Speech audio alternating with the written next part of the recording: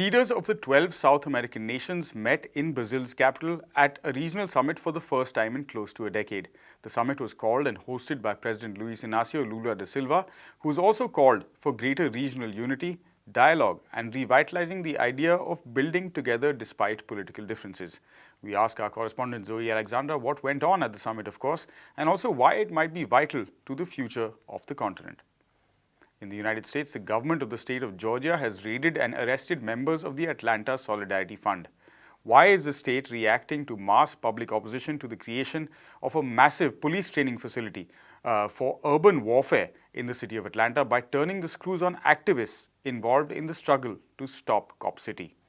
And in Australia, a judge has ruled that 3 newspapers that reported on the war crimes of the country's most decorated living soldier, Ben Robert Smith, are substantially true. Will the fall from grace of this national war hero lead to serious introspection and investigation of allegations against other members of the Australian Defence Forces deployed abroad and accused of similarly heinous war crimes against civilians? All this is on this episode of Daily Debrief, coming to you from our studios here in New Delhi with me, Siddhant Ani. And first up, President Lula of Brazil has managed to bring together the leaders of South America in an attempt to restart regional cooperation platforms that bridge political divides and create an atmosphere of exchange and dialogue that could lead to a better future for all the peoples of the continent. The summit brings together these leaders after a gap of nearly 10 years and comes at a time when regional cooperation, instead of following the hegemon, is gaining ground in the wake of multiple global crises and a failure by the global north to seriously consider the concerns of the rest of the world. Lula aims to bring back an era of people-centric collaborative politics by revitalizing platforms such as CELAC and UNASUR, some of which were founded during his earlier terms alongside leaders such as Hugo Chavez and Fidel Castro. Zoe is with us now. Zoe, what exactly happened in Brasilia this week? Well, on Tuesday, May 30th, over 10 heads of state from the South American continent gathered in the Brazilian capital, Brasilia, to participate in the South American President's Summit. This summit was called for and organized by the President of Brazil, Luis Inácio Lula da Silva. It's part of his strategy of rebuilding networks and platforms of integration, not only in the region, but also across the world. And so Lula, since he was sworn in January, he has been extremely active in visiting different countries in the region, having meetings with the heads of state, making important plans on very concrete economic and political cooperation, discussing hard questions, and really attempting to revive what existed during his first terms as president, which was a network of kind of different institutions, be it UNASUR, CELAC, ALBA, all of these different institutions that were promoted by the progressive governments at the time and really worked to foster and promote regional integration. Of course, Brazil was accompanied at that time, Lula's Brazil, by Hugo Chavez in Venezuela, Fidel Castro in Cuba, and these leaders were the architects of building a lot of these different structures. So it's a very important moment to kind of reactivate this history of building together.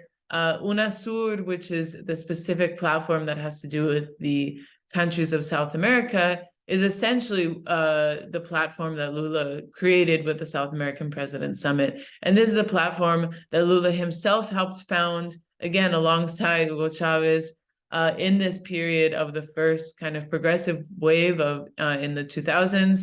And this platform was integral to building proposals between South American countries. And it's interesting to point out that actually at the time that UNASUR was founded, Álvaro Uribe Vélez was president of Colombia, and he is an extreme right-wing president, but yet his government participated in this mechanism, understanding the necessity to put aside political differences and actually work together to address the key issues facing the country. And so this move that happened this week to bring all these presidents together, especially at a time where many different countries in the region, during the 2018, 2017, withdrew from UNASUR, from different mechanisms of regional integration, And now is the time that Lula and other leaders in the region are trying to reactivate this. Right, you talked a bit about why this meeting was significant, of course, but what were some of the other major talking points from the week? So as I said, this meeting was of great importance, not only because of the historic significance, but also because UNASUR itself had been greatly weakened in the past decade when different countries in the region were being ruled by right-wing governments, and also influenced, of course, by US foreign policy that was not exactly keen on having a platform of countries in the region that were going to work together economically, and above all, actually associate themselves in any way with Bolivarian Venezuela and with the Venezuelan process. And so during this maximum pressure campaign against Venezuela that began, of course, has been around since the beginning of the Bolivarian Revolution, but really intensified 2014 and then really took off in 2017 with the extremely strict financial sanctions, and then in 2019 with the attempted coup and the attempt of Juan Guaido to assert himself as president of Venezuela. This is when we see Argentina, Brazil, Chile, Colombia, Ecuador, Paraguay, Peru, and Uruguay all withdraw from this regional bloc. And so the fact that now the heads of state of all those different countries are not only attending this meeting, which has really the stated purpose of reactivating UNASUR, but also has the participation of Venezuelan President Nicolas Maduro, is such an incredible and important step forward. Another thing that happened this week is that Nicolas Maduro arrived to Brasilia on Sunday, and on Monday he held a series of meetings with Lula. They had a closed-door meeting. They had a meeting with ministers, and then they held a joint press conference. And extremely, extremely interesting words were spoken in all those spaces. During the press conference, Lula highlighted that many different countries of the region colluded with US imperialism to really put pressure on Venezuela. And Nicolas Maduro himself commented on the moment where Brazil really closed the doors on Venezuela. They completely cut ties with the country and attempted to close the embassy and allow it to be invaded by right-wing protesters. And he noted that it's only because of the social movements in Brazil that they were able to even protect this space. So extremely interesting week. Lula has faced a lot of backlash for having this extensive meeting with Nicolas Maduro. Brazilian press is really going wild with this. So all of these moves, of course, are not met without pushback. It continues to be quite difficult to even hold relations with Venezuela, but Lula is saying it's more important that there's unity. It's more important that we can discuss the issues that face us on our borders, whether it be the Amazon, whether it be drug trafficking, whether it be migration. There's so many things that these countries actually have to talk about, have to collaborate on, and so many more opportunities of what kind of economic cooperation, natural resource extraction cooperation that they can take forward to help better the lives of the people in their countries. So, of course, following this meeting, UNASUR, what's the future of it? Will it change its name, as Petro of Colombia has asked, who also said that he and Colombia would be rejoining this space? We have yet to see what will happen, but what's for sure is that UNASUR, all of these mechanisms of regional integration are definitely back on the table. We're seeing how the multipolar world, how the reactivation and strengthening of BRICS has an impact, of course, even in Latin America. So very interesting story to watch, and we'll definitely be giving you the latest. All right, thanks very much, Zoe. We move on now to our next story. In events taken right out of the playbook of right-wing governments around the world, the state of Georgia raided a home in the city of Atlanta and arrested 3 members of the charity called Atlanta Solidarity Fund. The raids are being seen as activists as directly related to the charity's involvement in the Stop Cop City movement, which is a popular protest against the construction of a multi-million-dollar urban warfare training center for police forces in the city. Natalia, what's going on, and who are exactly the Atlanta Solidarity Fund? So on the morning of May 31st, officers from the Atlanta Police Department and the Georgia Bureau of Investigations raided a home in the city of Atlanta. arresting 3 members of the Atlanta Solidarity Fund, which is a charity. It is a nonprofit organization whose purpose is to, quote, support people who are arrested at protests or prosecuted for movement involvement, end quote. This organization has been active in the struggle against what's called Cop City in Atlanta, which is a $90 million urban warfare police training facility that many activists and residents argue is just strengthening police militarization and police terror of different communities in the U.S.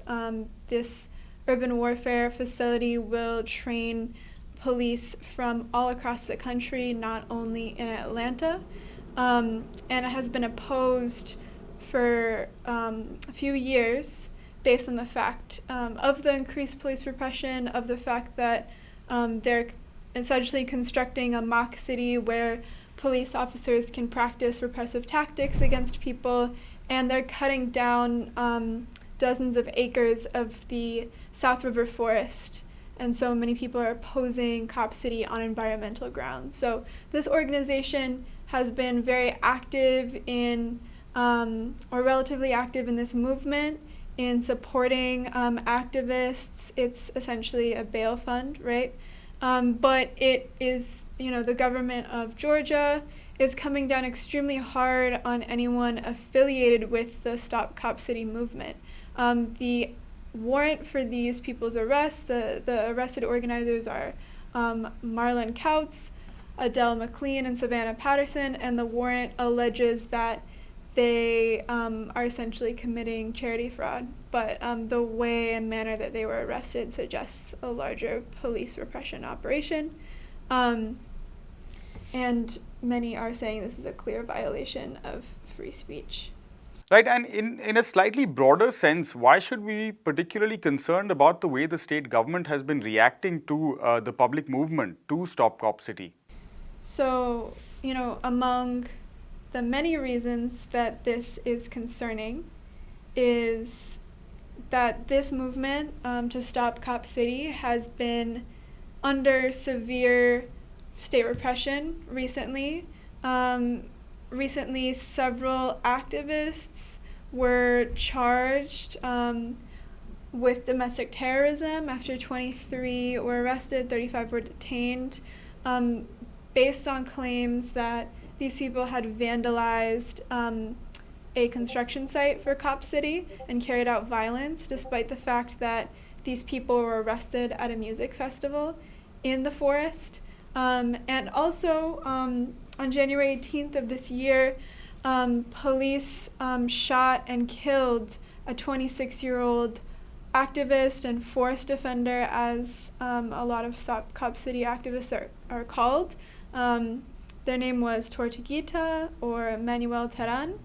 And the claim is that this young person shot a state trooper despite the fact that several pieces of evidence indicate the contrary and indicate that this person was essentially shot execution style.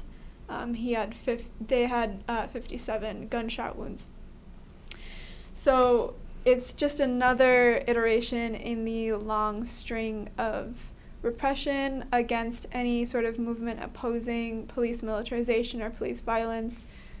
This Atlanta Solidarity Fund also supported activists in the movement protesting the killing of George Floyd in 2020 during that explosion of protests. And so it's just another worrying chapter in a long saga of police repression in the U.S. All right, thanks very much, Natalia. We'll leave it there for now. And finally, in Australia, a judge has dismissed a civil defamation case against 3 newspapers levelled by Corporal Ben Robert Smith of the Special Air Service Regiment of the Australian Defence Forces. Robert Smith is a recipient of the Victoria Cross for Australia as well as the Medal of Gallantry, making him the most decorated living soldier in the country and a proper national hero. The dismissal of the case essentially means that the court believes that the allegations of murder, bullying and war crimes against Robert Smith are legitimate. Anish, you've been following the case. Tell us a little bit more about it, and yeah, then we'll talk more about what happens next, perhaps. Yeah, I mean, I think this is one of the most interesting cases we have seen regarding a war crime to begin with, because primarily the case, I mean, like when we talk in the legal judicial terms, it wasn't regarding, like, it wasn't a trial about the war crimes. It was a trial about whether the claims made by the newspapers were true, and since it's a defamation case. Now, the thing is that what we saw over the course of the trial was extensive evidence that were presented by the newspapers and the publishers, and also by the soldiers themselves. And if I'm not wrong, some dozens of witnesses actually gave extraordinary testimony in this case, including Afghan civilians who actually testified some of the events that actually involved Ben Robert Smith. And so this shows that there is substantial ground for actual prosecution to happen.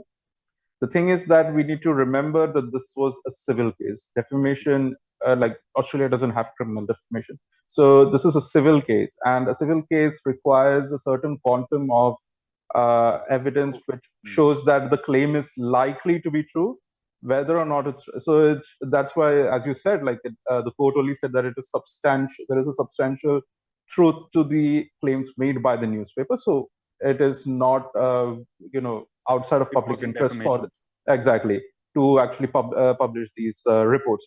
Now, the thing is that if you actually file a criminal case, that is going to, the quantum of evidence required would be much higher, definitely. And it wouldn't necessarily be just like, despite more, I think around 40 testimonies were received against Ben Robert Smith and the soldiers who committed these crimes. Despite that, it might be far more difficult for a criminal case prosecution. But what we have seen in Australia so far is, since these reports were published, there has been a concerted attack on eight of the publishers, like ABC, for instance, for one, was actually raided in 2019. We reported about that. And that was part of this whole thing. There were 3 reporters who were charged of defamation, part of this entire proceedings. There is also the case of David McBride, one of the key whistleblowers to this entire leaks, who actually brought out the crimes committed by these soldiers, and the whole the sort of hero kind of culture that created this was the cause of many of these war crimes, where even bloodletting was actually part of a ceremony to initiate new soldiers.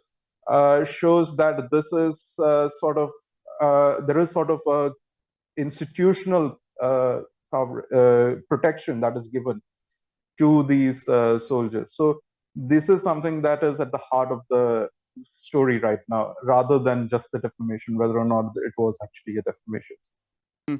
So where does it go from here? Is the Australian establishment, the judiciary, the army itself, or the defense forces as they are known, are they seriously investigating these allegations that some of these issues are systemic, particularly within the Australian special forces, who are often operating in these sort of internationally outside of Australia? And also, what happens in Robert Smith's case itself, because 25 million or so Australian dollars have been spent on it. Does he have to pay for it? He's also backed by one of the largest media networks in Australia in that sense. So where do things go from here? It is quite difficult to say, because the manner in which the Australian establishment has shied away from doing anything about these war crimes shows that there is a sort of general complicity by the state to actually let go of these, these soldiers who stand accused. We must remember that Robert Smith is a decorated war hero. And he still has his Victoria Cross. Nothing of that is going to be affected as of now, despite his loss in the defamation case. There is also the fact that while some of the soldiers are being indicted, we do not know how things are going to go from there, because as I said, like the manner of the kind of evidence that would have to be presented in many of these cases would be much bigger. I mean, like, it's not impossible, but it is going to be far more difficult in many of these instances. There's also already the Brereton report, which has also been referred to in these reports about the defamation case. And Brereton report was one of the first times that the Australian government had to, and because of the leaks, they had to actually concede the fact that dozens of war crimes were committed, dozens were killed, and that actually shows that the Australian state, the government, the political establishment, all of them are quite aware that something horrendous has happened. It is just that they do not want to act on it. And a lot of times you see, like, even though there is this whole thing about criminal cases, especially war crime cases requiring higher quantum of evidence, that is just an excuse in many ways, because you really need institutional support. And if the political establishment is not ready to give institutional support, no matter how big the media is, like ABC was raided, it is a public broadcaster. We must remember that it is like one of the key state-funded media in that country, and yet it was raided by a conservative government because it published secret files that exposed the war crimes. So this is still like, despite the the big manner or the big nature of these media houses, they are still not immune from the kind of power that the state and the political establishment has, especially the military. And obviously, by extension of that, the whole imperial network that exists, because Australia did not act on its own. It was part of an alliance of a US-led invasion in Afghanistan. And that is where the crimes were committed. And so these factors also come into play. We need to see how things go from here. We do not know if anybody would actually go to the point where they will file criminal charges against Robert Smith or any of the other soldiers who had committed multiple war crimes in their area. And that is the reason why a lot of them are pretty much quite cavalier about when they go about with such defamation cases or claims that they are being mischaracterized as war heroes, when despite there being such public evidence of their deeds. All right, thanks very much. And with that, we also bring to a close this episode of the Daily Debrief. From Anish, myself, and the entire team here at People's Dispatch, thank you very much for watching. We'll be back with a weekend episode tomorrow, same time, same place. Until then, stay safe. Thanks for watching. Goodbye.